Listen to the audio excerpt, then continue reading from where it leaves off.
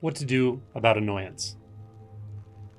You know, it's funny, some of the comments I get on occasion are about what people don't like about my videos, which of course is fine, and I don't take any offense at all.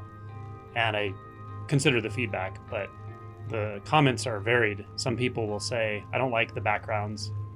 I get a lot of people saying they do like the backgrounds, but some will say they don't like this background, but they like the other ones. Some people will say they don't like the music or sound behind the speaking.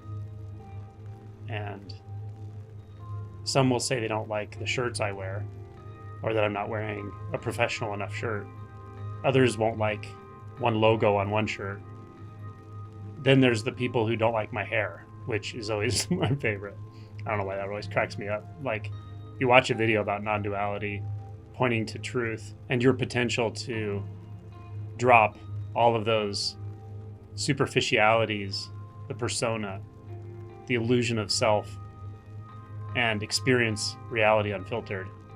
And the only thing you can think of is to comment on my hair. So actually, it really does amuse me, a lot of these comments. But I don't really mean to be critical of the people making the comments, because in all honesty, I know where it comes from, or I'm reasonably certain. And that is, these kinds of pointings can be very triggering. I've been there. I know what it feels like to listen to a teacher that can point in a very direct way, and it feels very peaceful, expansive. You feel something opening, and then you feel this very intense contraction, fear, sometimes abject fear. So this dissolution of the ego structures doesn't come without a cost. The ego definitely fights back. And one of the ways it does it is to go to the safe place of picking and choosing. There's a great line in the Shin Ming that says, "To founder in dislike and like is nothing but the mind's disease." So the reason I don't take offense to any of this stuff is because it's not my mind's disease. The dislike and like is just a thought. It's just a movement of mind. The gathering of identity around that, the belief that the world is actually like that there's something out there that's making you unhappy. There's something out there that's preventing you from feeling peace right now or contentment. That is an illusion, and it's one thought. But again, as identity gathers around that thought, when you believe it, when you project that outward into the world, what you think you're seeing is the external world, but you're only seeing the boundaries of your own ego. Now, of course, in the relative world, there is better composition of music and worse composition of music. Perhaps there are even better hairstyles and worse hairstyles, etc. But I make the assumption when somebody comes to watch one of these videos that what they're actually interested in is waking up. I just assume that. I assume the best. I assume that you're authentic, that what you're really interested in doing is getting past all of the sticky ego structures, the sticky thought forms, the tangled jungle of beliefs and identities and judgments, and find truth. So when that's how we're oriented, and then when a comment is so much missing the forest for the trees, my sense is simply that there was an ego boundary that came up. There was an emotion that was experienced and avoided. So in a much broader sense, outside of watching these videos, it's a very good area of your life to look in. That is, what is it that I'm pushing and pulling on? What is it that I'm trying to accept and reject? What am I judging? Where am I judging? Where is that judgment coming from? Is it real? Did I choose to be judgmental? Or is it a habit? What does it actually mean? Do I actually believe it?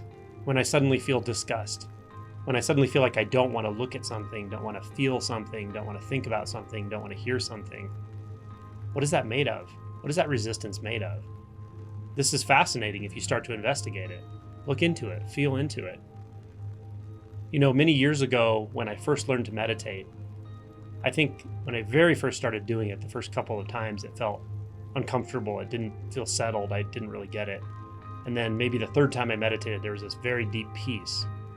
And then I understood what meditation was about, that there is a way to experience deeper tranquility than I would normally experience throughout the day. And pretty quickly, I took to meditation like a fish takes to water. It was just like water in the desert. So I did it frequently. But there were certain things, specifically sounds, that I found so distracting and so annoying when I was meditating. And I really believed, I didn't even stop to think that it was just something I was filtering in my mind. It was some belief I had. It really felt like it was in the sound. There was something about that sound that, of course, I was distracted and annoyed by that. Like the ticking of a clock, or hearing voices, or like automobiles. Just certain things would really feel triggering. Like I would be upset that I wasn't feeling peace while I'm meditating because that sound is there. And again, like it really felt like the annoyance was like in the sound, as if that ticking clock was causing annoyance. Now it's so different. It's so funny because like any sound, like the tick of a clock or muffled voices in another room, from the standpoint of non-dual experience, which it's not really a standpoint, it's not a way of seeing things, it's how they actually are, you feel totally intimate with that. The voices are just as much me as I am me. This body, those voices, they're not two. The ticking is this body ticking. It doesn't get any closer than that. So from this natural knowing of, we could just call it interconnectedness, but that doesn't make a lot of sense because there aren't objects to be interconnected. However, experientially, the sense fields are clearly non-dualistic at all times. So from that knowing, from that instinct, it's not an instinct, it's just moment to moment, obvious experience. Then annoyance, or pushing and pulling on experiences, what other people are doing, saying, the way things look, how I'm feeling, what emotions are there, whether it was a lot of thoughts in that meditation or very few thoughts, all of these things that seem like they're affecting how we feel, they seem like they're affecting our overall state of peace right now, is complete nonsense. It's just bullshit. They're not. There's nothing pushing or pulling on anything. It's just the belief that you have to manage your experience, that you have to manage the environment. That belief itself is far heavier than you realize, because it's not actually out there in the world. You can't find what that points to. All you find is clarity. All you find is boundlessness. So this belief that there's something that's not okay, that's annoying, that's ruining my experience, look closely at it, feel into it. What is it? See that it's a thought, it's a judgment. Also see that you never chose to create that judgment. It just was a thought that arose in the moment. See that it's not about you. See that it's not about the experience it's pointing to. See that blame getting set up. Then notice just the sounds. By themselves, they're just fine. They're more than fine. They're freedom. And again, the thought that says, no, this is a problem. I have to blah, blah, blah, whatever. Do something about it. Change environments. Oh, that's another thought. So where's the urgency to it? Where's the insistence? Where's the discomfort? Where's the contraction? Oh, it's a sensation in the body. It feels like a contraction. It feels like some energy pushing through the body, gathering in the body, trying to move through the body in some way, or it feels stuck. That's what you're pushing on. And you're not pushing on it. There's just a resistance pattern being set up. But the closer you look, the less of a agent there is, the less of someone actually reacting that can be found. So then there's just reaction. There's just energy. There's just movement of experience in sensation, in the sensation field. And then there's thoughts, judgments, beliefs, which are like ghosts.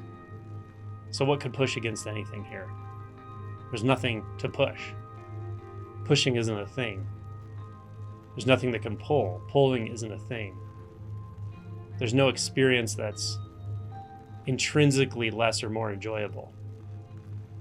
Even things that the body would habitually react to, that in post-analysis you would say, I enjoy that more than this. I enjoy cookies more than pain.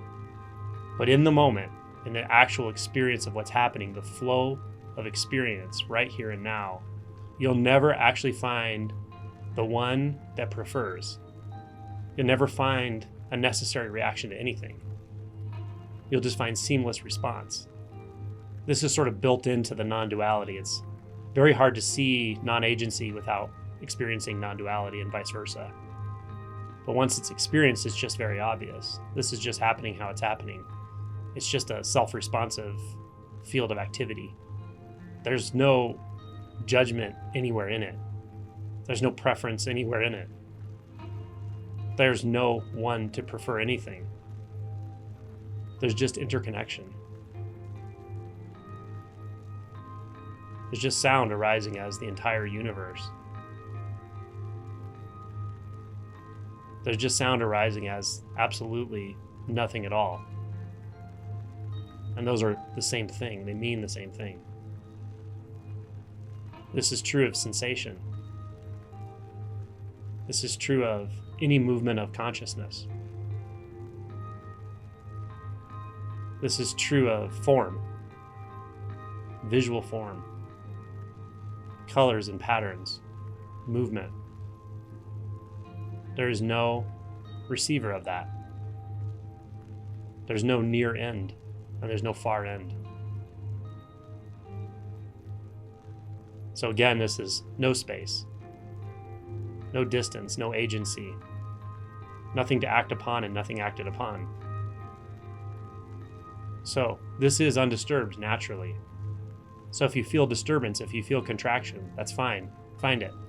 Go directly to it. Put your attention into that energetic experience of restlessness, of rejection of experience, of picking and choosing.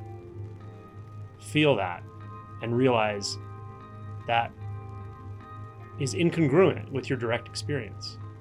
In direct experience, there's no way to choose anything. So that leaves you with a certain helplessness.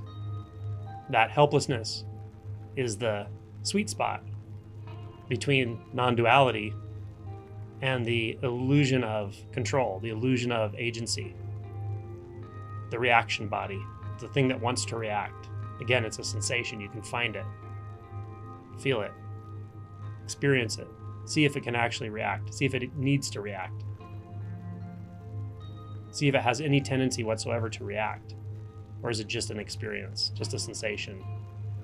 So you can take this all the way down through the beliefs, thoughts, judgments, through the emotion body, through the frustration, any other emotions that arise, right down to the energetic reaction body.